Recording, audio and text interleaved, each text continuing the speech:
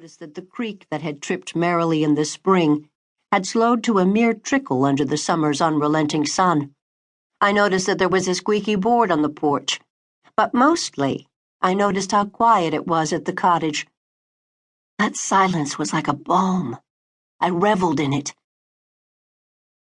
During the weeks that followed, I told him about Angus, my horribly ugly Irish wolfhound. I told him about the wood I'd split, preparing for the winter to come, even though it was still August. I told him about the spring at the edge of my 18 acres. It gurgled along, even during the hottest, driest summer days, and fed the small pond. I told him about the vegetables from my garden that I froze for winter, and explained I liked freezing much better than canning.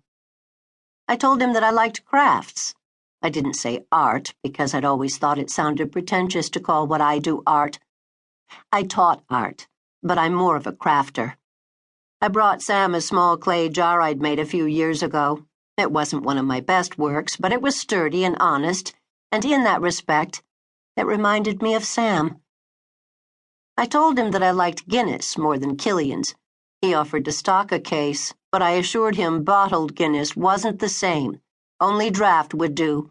I'd stick to Killian's in a bottle. Last week I told him about the month I spent hiking through Ireland during the summer of my college freshman year. And now he waited for tonight's one thing. I was 20 when I got married, I told Sam.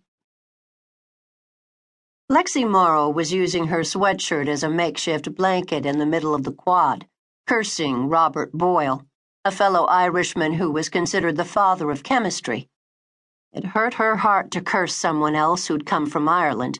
Her father had instilled a great sense of Irish pride in her from birth. But the reality of the situation was simply that the subject sucked. Lexie had rapidly come to the conclusion that you were either a chemist or not. It didn't take any great insight to realize that she was not. "This seat taken?" She looked up. There in the dappled sunlight, she saw a cute guy with dishwater blonde hair standing.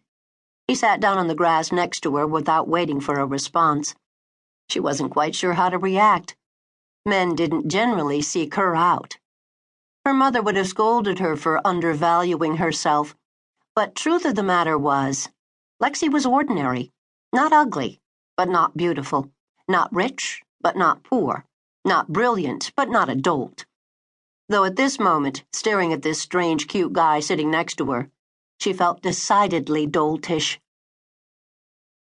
"What on earth are you studying that makes you growl like that?" he asked. Chemistry. It is the bane of all things holy, and probably some unholy things as well. The guy's hair was on the longer side and was already receding, though he couldn't have been older than his mid-20s. "Julian McCain." He grimaced as he said his first name. "I go by Lee now. I would have in school as well, but Mom and Dad shelled out for a good Catholic education and the nuns didn't hold with nicknames." He waited, looking at her expectantly.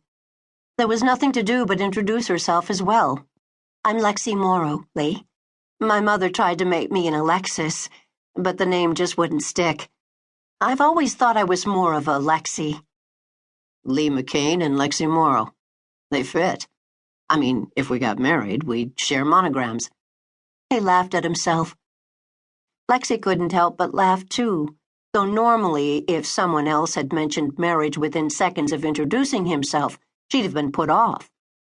But there was something about Lee McCain that couldn't be put off or ignored. There was something infectious about his chuckle. It dared you not to laugh too. "So, Julian, you're not overly fond of the name?" He sighed. "It was my grandfather's name. I was the second son. My brother is John, named after my dad.